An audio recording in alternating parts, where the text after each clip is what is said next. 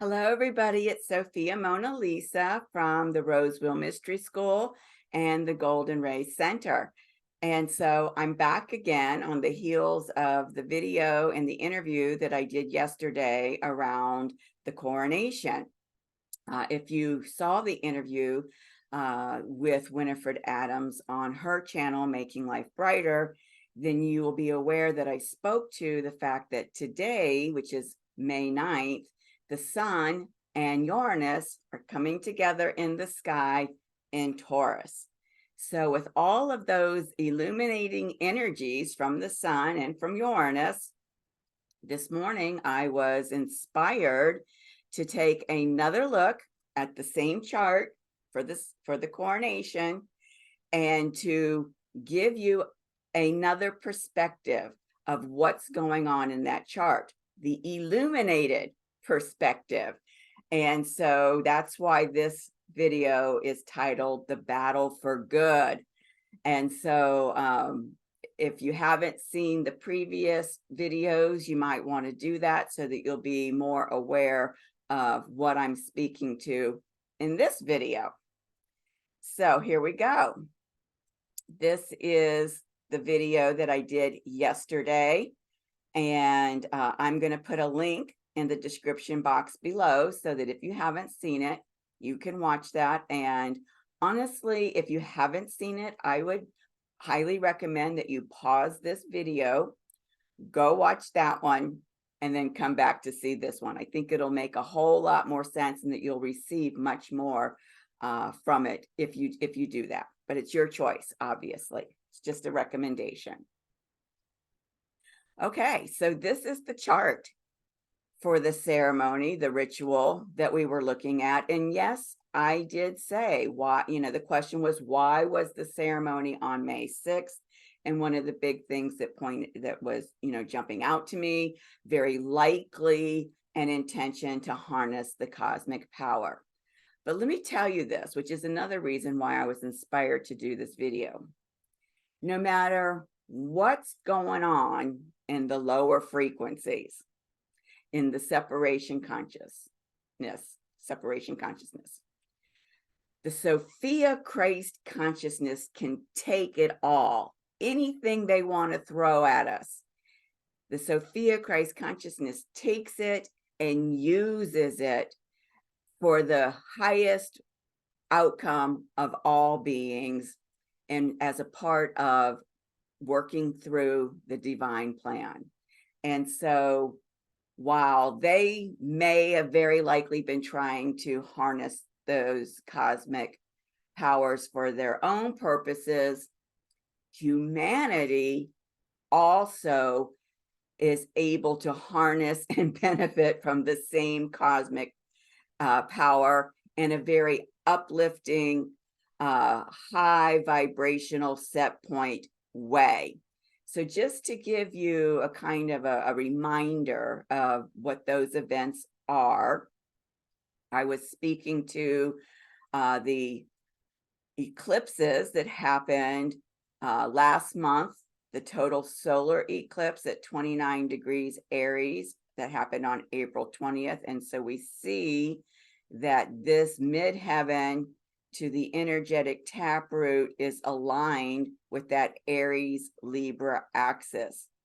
This is significant for humanity because it tells us that the work that we are about right now is this pathway, this path of conscious equal partnership, so that we're stepping out of this position of giving our power away to others, that we are being dominated by or subservient to others, that we are standing under them. No more. With that first eclipse that happened April 20th, at that mastery point, that is a signal from the cosmos that it is time in humanity's destiny to evolve to this place of being conscious equal partnerships and to master the embodiment of that consciousness field. So this is huge and a big boon for humanity. And of course, that big boon comes from Jupiter right here at 27 degrees of Aries. Whenever you engage with frequencies, with consciousness fields, with energies, archetypes, and Jupiter is involved, he always leaves you a boon when he moves on his way. And a boon is a gift. You could call it a sacred gift. So this is a huge alignment for the benefit of humanity to be able to harness that power. And so I also talked about the lunar eclipse that happened on the day before the ritual, which was at 15 degrees of Scorpio. And I spoke to the fact that the sun was aligned with that Taurus Scorpio axis where the eclipse took place at 15 degrees. Once again, the sun and those energies are very empowering, very illuminating, very fueling for humanity in terms of our own alchemical work. Our ability to take the lower frequencies that are within our field, those lower frequencies that are probably steeped in fear based on wounds from the patriarchy, whether it's in this lifetime, past lifetimes, whether you inherited through your family lineage, all of those frequencies are being alchemized. They're being brought into a higher field, a higher vibrational set point, out of separation consciousness into unity consciousness. So whenever you have an eclipse, this is a huge event for humanity in terms of helping us to get back on track with where we are as a collective humanity on the planet and as individuals, as a part of humanity, how to get back on track in terms of where we are evolving to.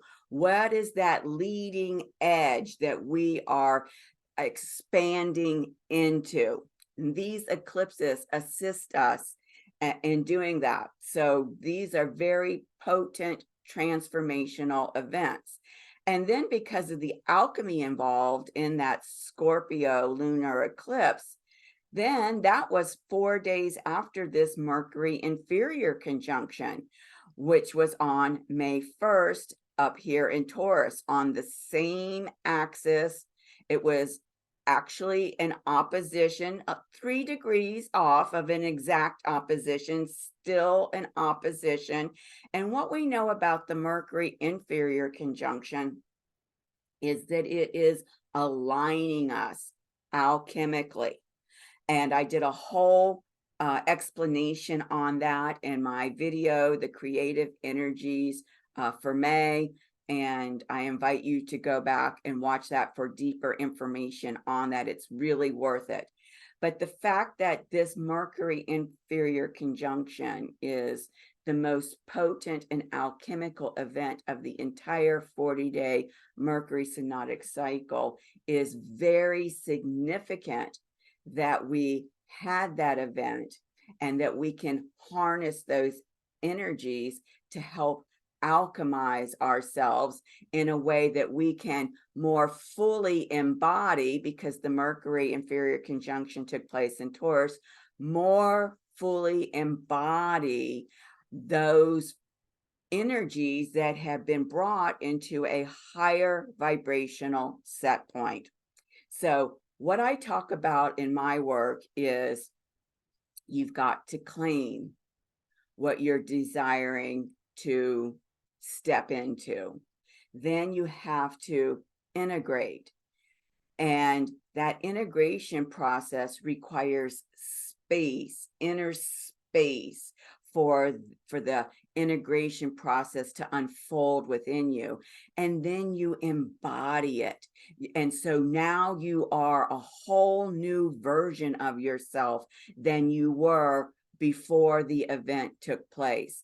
So this is something that humanity is able to harness and support our evolutionary expansion through as well. And then, of course, there's all of this star power. Look at all of the star power up here. Chiron, Jupiter, North Node, Mercury retrograde, Maria Salome. I'm going to talk to you about her. I didn't mention it in the video yesterday. The Sun, Uranus, and then I think Maria's on the other side. So that's 1, 2, 3, 4, 5, 6, 7 luminary bodies that are fueling and supporting us in this cosmic dance of our evolutionary expansion. Some people refer that to your ascension process. So what else is going on for us? As I mentioned, we are working with that path of conscious equal partnership. And as a part of that pathway, what will unfold within you is first a conscious equal partnership within. We all have the sacred feminine energies and the sacred masculine energies within us. And we have to be able to balance those energies and bring them into conscious partnership as, I would say, the first step on that ascension path.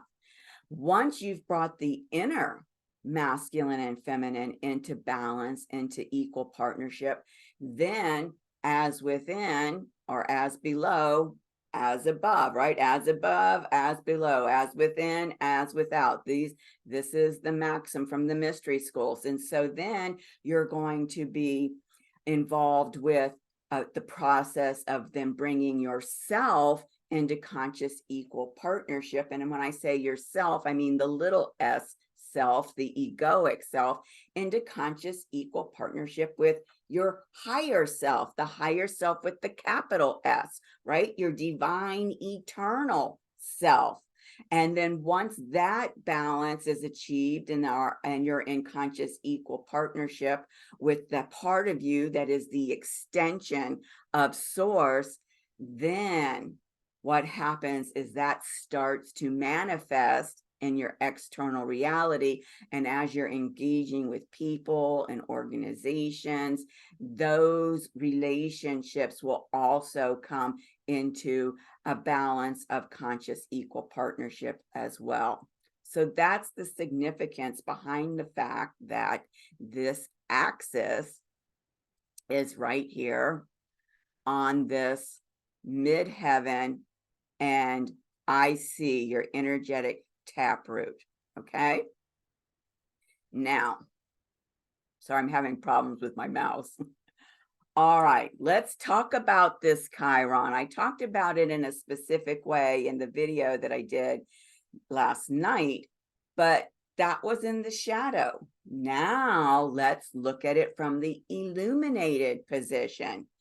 So I said that Chiron is known as the wounded healer, but in the illuminated position, Chiron is the cosmic shaman, and the cosmic shaman gives us the medicine that we require, the shamanic medicine that we require to be able to continue to heal ourselves and further expand in our evolution.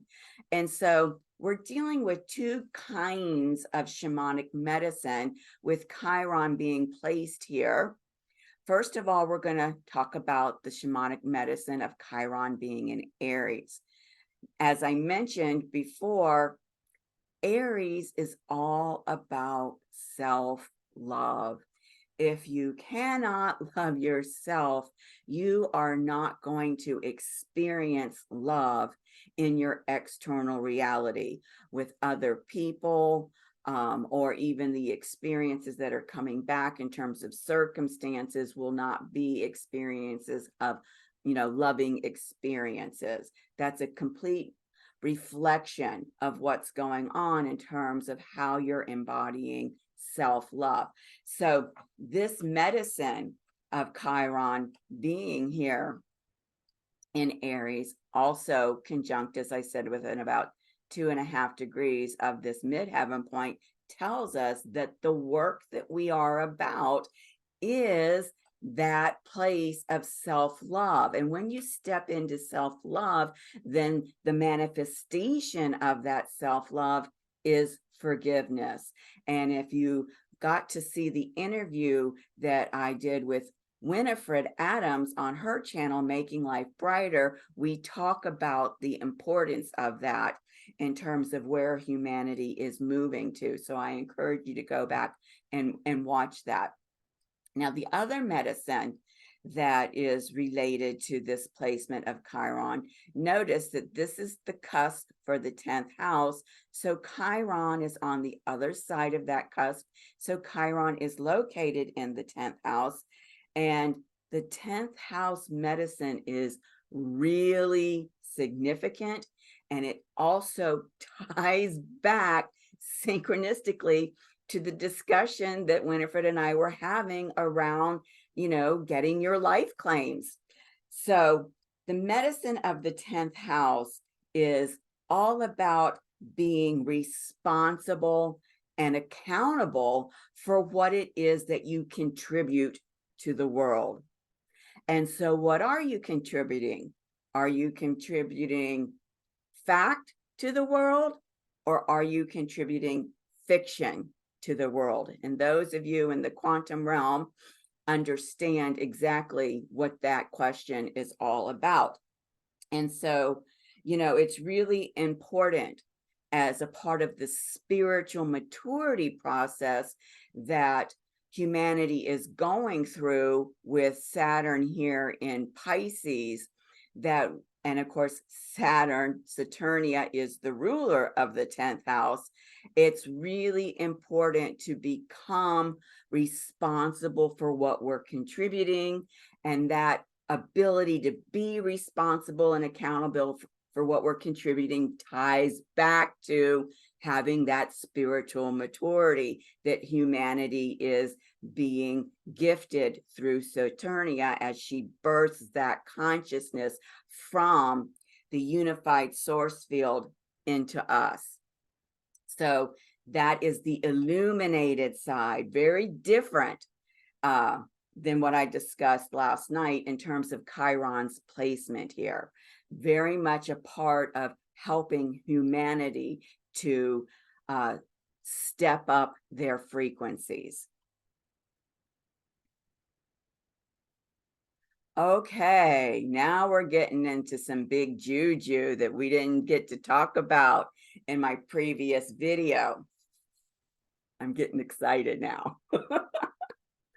So let's talk about this Maria Salome, the Sun, and the Uranus conjunction here in the 10th house, right? This is the work that we're going to be known for doing, right? This is not the job.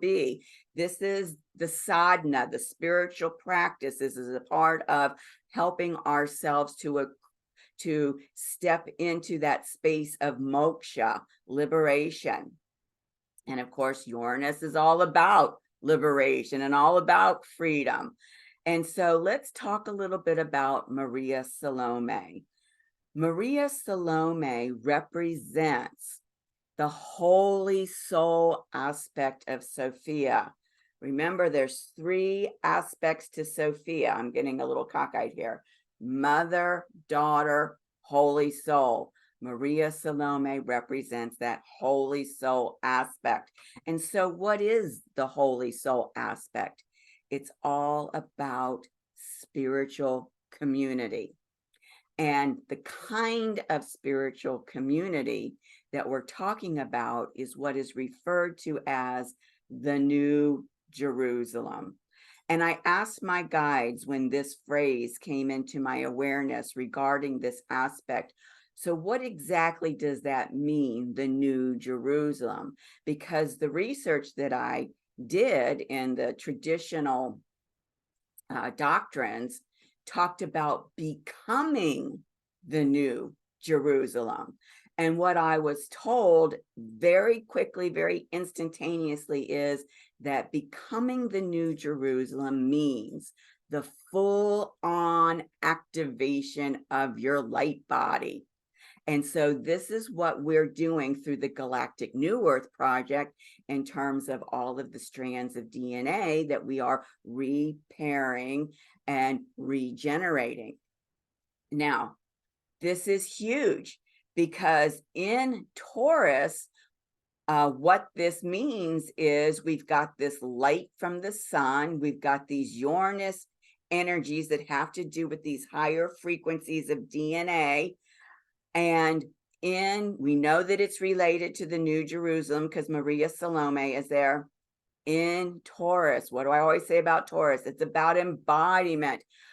Now, what I want to show you on this next slide is in January, I did a video, which I encourage you to go back and watch, called Seeding the New Jerusalem. That was in January, and it's related to some events that were going on in Aquarius at that time, and the link will be in the description box below. So look at what's happened from January to now May. Within 5 months, 4.5 to 5 months, we've gone from seeding the New Jerusalem to embodying the New Jerusalem. This stuff is for real. And the people that are consciously engaging with this work are actually seeing the evidence of this reality show up in their external landscape. And so I really encourage you, if you're not familiar with this work and are inspired to join us in the Galactic New Earth Project, to do that by going to my website. The website is goldenraycenter.com. And I have a page about the Galactic New Earth Project. You'll have to subscribe to my newsletter so that you can get the information on when and where and how we participate. And I'll put that link in the description box below. Now, look at what's happening with the embodying of the New Jerusalem. Well, it's making a square here to Lilith, the goddess of sovereignty. And actually, it's Maria Salome that is making a more precise square to Lilith. And remember what I said about Leo. The ruler of the sun is, the ruler of Leo is the sun. So they're only about a minute apart. So also Salome and the sun making this square to Lilith. Uranus does too. It's at almost 19. So you're looking at about 6 degrees. Most people, because Uranus is a slow-moving planet, would prefer to see something closer like a 3-degree orb. But definitely Maria Salome and the sun here are making this square to Lilith in Leo.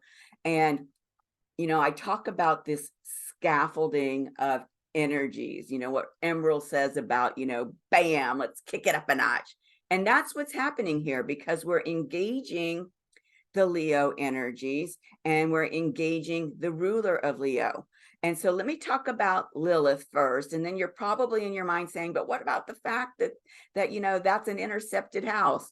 I'll get to that. Don't worry. So Lilith is also, like Saturnia, a sovereignty goddess. And Leo is about your compassionate heart space. And so with this square, this 90-degree angle, this is an opportunity, and it's an opportunity for either a breakdown in consciousness, a breakthrough in consciousness if you claim it. And if you don't claim it and you don't embody it, then it can manifest as a breakdown in consciousness. So what did we talk about in terms of conscious equal partnership? That inner feminine and the inner masculine being balanced. And that's all happening right here in your compassionate heart space. And of course, the sun energies here, sun is also associated with gold. Gold is that highest frequency of the mineral world. When you're talking about alchemy, we know the expression turning lead into gold. And so what this breakthrough and consciousness opportunity is allowing you to do by Lilith being in service to us in this reclaiming of the sovereignty over our heart space is it's turning this into gold. It's alchemizing it to the highest frequency. Now, yes, this house is intercepted, and we talked a lot about the difficulties of intercepted houses. But what you're going to want to look to whenever you're having either an intercepted sign or an intercepted house, built into the chart, there is a remedy. For intercepted signs, you're going to look to the rulers of the signs. For intercepted houses, the rulers of the house. As the first house, the ruler of this house is Mars, right here in Cancer, standing very closely conjunct the goddess Epona. Well, this totally ties into the heart space because the goddess Epona is all about the lion heart. And that lion heart is the wisdom of the predator-prey consciousness, bringing that predator-prey consciousness that's out of balance into balance. And when it's brought into balance, now that wisdom shows up as the lion heart, where you have the courage to be assertive, but you're not being assertive in an aggressive way, which is the shadow side that happens to show up through patriarchy. So Mars also, you know, as the ruler of the first house, which is also ruled by Aries, fire again. So fire inspires us into action, and it helps us to build the momentum of that action. So the sacred masculine part of that equal partnership within us is working specifically with the archetype of the sacred feminine known as the goddess Epona, to help us take sovereignty of our heart space by shifting us out of predator-prey consciousness and into the balanced wisdom of the lion heart. So how do you use it as a remedy? Whenever you feel yourself in a difficult situation, a challenging situation around these energies, then you bring your awareness to Mars and Epona, and you go from your head space into your heart space, and you feel into that, right? Cancer is all about the emotional realm, feeling into the energies, feeling in, am I in the predator prey consciousness, or am I in the lion heart consciousness? And if you're in the predator prey consciousness, you're experiencing the difficulty of this house being intercepted. And if you're in the lion heart wisdom, then that consciousness is the remedy that helps you to avoid those difficulties and challenges and takes you out of that shadow expression into the illuminated expression. That's a huge piece. Now, we've also got something else going on here with this embodying of the New Jerusalem. So what we want to look at over here, this is the North Node, right? That's our evolutionary GPS, what it is that we are evolving towards, where are we going? And you can't see the number here because of all of these, but I will tell you, it is closely conjunct within 4 degrees of Mercury retrograde. Mercury retrograde, Mercury's still in the underworld, right? Where it's a very alchemical place. And what's happening is because of that conjunction to Mercury, then it creates this trine to Sarah over here in Capricorn. That trine is a 120-degree angle. It's what I call the path of most allowance. And so Mercury is communicating to us from the underworld the way to most allow this alchemical process to unfold within you is to tap into the energy of Sarah in Capricorn. So what is Sarah all about? She is the daughter of Yeshua and Magdalene. And as such, she represents that genetic code that we are Christed beings. And so what Mercury is telling us from the underworld is you've got to remember, right? Anytime you're in the retrograde energies, you're going to use those RE words. You want to remember that you are genetically coded to be a Christed being. And in Capricorn, allow the fact that you are a Christed being to help you stand in your sovereignty and to be a way shower for others. So this is huge in terms of helping us in embodying the New Jerusalem. Now you'll also see that I've got a little aspect over here from Taurus to Pisces, where we've got the Magdalene, the embodiment of that Sophia consciousness, divine wisdom, standing within about 2 degrees of Saturnia, the other sovereignty goddess. And this sextile 60-degree aspect, of course, is related to this North Node placement. And because Saturnia is at almost 6 degrees and Mercury retrogrades at 8 degrees, there is an effect there as well. So what's going on with this? Sextiles are very friendly, helpful, supportive energies. And so the Magdalene in Pisces and Saturnia in Pisces is saying, look, I'm going to help you be able to embody this. And so they're kind of like your biggest cheerleader, cheering you on, right? Your BFF that's going to give you the fluffy pillow when you need it. That's what the Magdalene, that embodiment of Sophia consciousness, and Saturnia are doing for you. And that support is coming straight from the divine realm, that place where we are all one, right? Unity consciousness, love, compassion, mercy.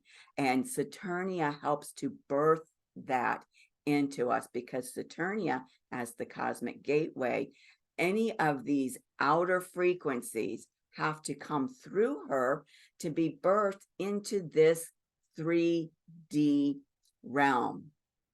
And so her partnership here with the Magdalene is really, really significant. So all of that about the illuminated side of what was going on and how the Sophia Christ consciousness is taking all of that stuff that we talked about with the ritual and is using it to continue to uplift, expand, and elevate humanity. So let's see what's next. So I already spoke to you about watching this video. I do highly recommend it. So let's talk a little bit more about this battle for good. So in the video that I did last night, I talked specifically about this Osiris retrograde, Osiris being the Christ consciousness in Virgo, which has to do with sacred ceremony, standing across the sky from Lucifer, which I said can also be translated as separation consciousness. And it just so happens that Lucifer is standing within about 2 degrees, maybe, about 2 degrees of Neptune, who is the ruler of Pisces. So let's talk about these Piscean energies, right? This is the realm of Christ and Sophia. This is the divine realm. And so you know, in the lower frequencies, this opposition shows up as this struggle, can feel like a battle. But in the higher frequencies, we're blending these separation consciousness frequencies with the cosmic Christ frequencies, and we're creating something brand new up here at this higher point. Neptune here, as the ruler of Pisces, is facilitating this, because Neptune is that pipeline into those divine energies. And so helping us to take those separation consciousness energies and evolve them through the energy of the cosmic Christ into unity consciousness. And so here in Virgo, we can step into a sacred ceremony with the cosmic Christ, with the divine, as we embody more and more of that unity consciousness field within us. And of course, ceremony is one of the ways in which you can claim, integrate, and embody the frequencies and the consciousness fields that you're desiring to work with. And so what's really interesting about this axis is this axis gives you the ability to, you know, walk between the realms like a shaman, right? Walk between this earthly realm and those higher realms. And so as a part of what's happening at this higher frequency, when you are embodying that unity consciousness, that the fact that you are embodying unity consciousness, the unity consciousness itself opens you up to that ability to be able to walk between the worlds. So, you know, which we would call the human world and the divine world. So this is really spectacular, but there's a whole lot more going on. And let me just speak to this quickly. Remember what I said about this retrograde Osiris, cosmic Christ. This is Christ working through us. This is the divine working through us to take all of the frequencies within us that are in separation consciousness and bring them into unity consciousness. But look at what else is going on. So, you know, I make these lines of different types so that you can kind of differentiate the aspects. Well, we've got a yod going on, and here's the yod. This is the base, and here's the apex. And who's at the apex? Yeshua. Yeshua is the embodiment of Christ consciousness. And look where he is. He's in those Libran energies, which is all about balance, right? And so what happens with a yod is that these energies at the base points, and I'm going to talk about this in a minute, they, you know, they blend together, they merge together, and then they thrust their energies like a rocket ship, boom, up here to the apex. So wherever the yod is pointing to, that is a point of destiny. That means that this is happening. It doesn't matter what the dark forces throw at us. This is happening. Come hell or high water, no ifs, ands, or buts. There is no failure. This is what's going to be manifested. And so what we see here is that as Lucifer, as separation consciousness, and Neptune and Pisces are bringing those separation frequencies into wholeness and blending that with Maria, the mother aspect of Sophia, and the goddess Sedna, who is the goddess of transmutation, who is actually working on our DNA, our crystalline body structure, giving us tools that we can use when we are embodying these higher frequencies that we would have never been able to access when we were at these lower frequencies. And now that we're at this higher frequency, the tools of the lower frequencies no longer work for us. We've got to have brand new state-of-the-art tech tools. And this is what the goddess Sedna, along with this mother aspect of Sophia, that very nurturing, loving, caring energy, blending together with these energies coming into wholeness and then thrusting them up here so that your inner Christ consciousness can come online and be balanced. And so what do we know about Christ and Sophia? They are in perpetual sacred union. And so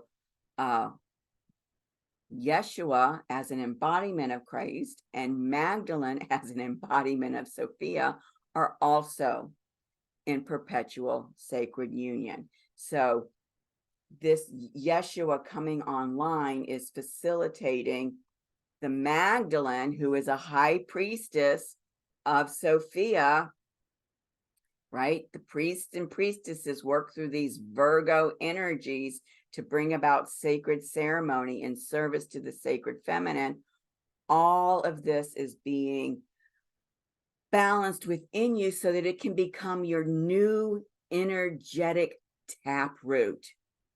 That's what I want you to be aware of. You are no longer going to be plugged into the matrix. You are now plugged into the Sophia Christ consciousness, and you're plugged in, you're tapped in through your own inner Yeshua, Magdalene, inner Sophia, inner Christ. And then look at this. We have got a trine from the Great Mother. Remember, I said that there's a difference between the Great Mother and the divine, the mother aspect of Sophia, and this Lucifer Neptune energies. But what's interesting is when the Great Mother steps into the realm of those Scorpio waters, she becomes the shamaness, and she oversees that realm of death and rebirth. And so we are being rebirthed with the assistance. Remember what I said about trines, the path of most allowance. The Great Mother is assisting us in our own rebirth so that we are being energetically tapped in to the Sophia Christ consciousness through our inner Yeshua and our inner Magdalene. This right here is where it's all happening within us. That's why we came to this planet, because we required this sacred vessel in order for us to experience this level of evolutionary expansion, this reaching out to the leading edge of what Source is creating.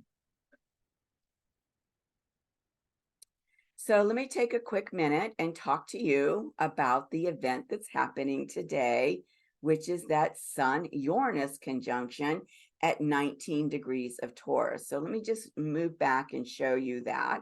So on Saturday, May 6th, Uranus was here at about 1844. It's moved forward about 10 minutes. So getting even closer and closer to that 19-degree point. And of course, the sun has moved forward from 15.5 up to there as well. And so when you're dealing with Sun and Uranus, what we're talking about here in terms of key words, a key word for Uranus is liberation. And another key word for the sun is self-integration. And so liberation through self-integration. And I've said that this move through Uranus through Taurus, is all about creating the space within us to embody more and more of our multi-dimensional self. The work that we're doing through the Galactic New Earth Project in bringing these higher strands of DNA online, which is shifting our DNA from being carbon-based into crystalline structures is a part of this Uranus moving through Taurus. And so all of that work has to be integrated within these physical bodies.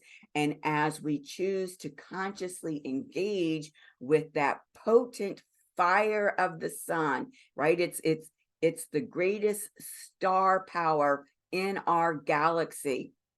We are being liberated through that self-integration process. And of course, it does go back to what I said about the Taurus Scorpio axis and the eclipses that we've been having, and that activation of the Kundalini that starts to move through you, and then it awakens your consciousness so that you can get to that state of moksha, which is a Sanskrit word for liberation, for freedom. So all of that is embedded in the frequencies of the sun and Uranus standing together in the sky today.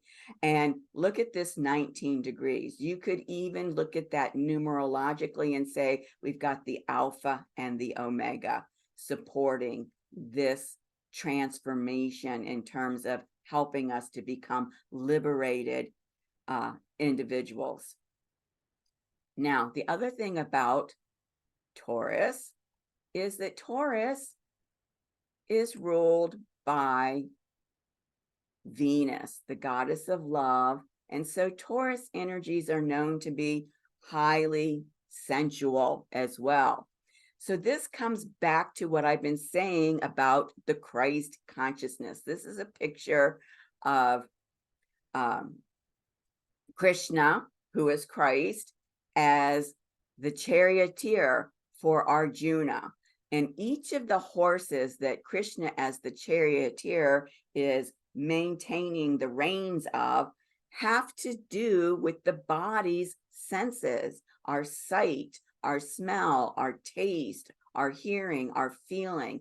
And so part of the spiritual maturity and part of stepping into conscious equal partnership and part of embodying these higher frequencies is you have to move out of the lower frequencies of the animal instincts of the physical body, which are very much ruled by those sensual desires. And so the Christ in that battle for good in us is represented here by Krishna. We're Arjuna. And so the Christ is taking the reins of our chariot, our sacred vessel, our physical body that is represented by Taurus, and bringing those senses under control. And as a sadhana, a spiritual practice, we've got these Taurus energies that can assist us in bringing the senses under control. And it's through being consistent, persistent, and thorough. So this is a daily practice. This isn't a one and done. This is something that you have to keep your awareness on, and the Christ consciousness within you will let you know, hey, you're indulging a little bit too much in CNN or, some other alternative news site that's all about gloom and doom about the white hats and the black hats. Turn that stuff off. Bring that sense, the sight and in the ears under control, because it is through the senses that you give your power away. How do we know that? If Krishna were to let go of the reins, where would those horses run to? All over the place. So you got to rein them in. And that's part of this battle for good with these cosmic Christ energies and the Sophia Christ consciousness and your inner Yeshua and your inner Magdalene that is happening through these Taurus energies. So that is the illuminated look at that chart for that ritual, which has now been turned into a sacred ceremonial map. And I thank you for staying with me. I hope that this was enjoyable for you, and that you received a lot of wisdom from it. I hope it inspires you to become more engaged in your own ascension process. And so if you like the video, please give it a thumbs up so that it'll get out there to more people. If you haven't yet subscribed to my YouTube channel, the Roseville Mystery School, please subscribe. And if you want to know when I put out more content, be sure to click the bell. And if you need to reach me, this is my email address, sophiamonalisa79@gmail.com. Just remember that Sophia is spelt with an F. So thank you so much again, and I'll see you in my next video. Bye-bye.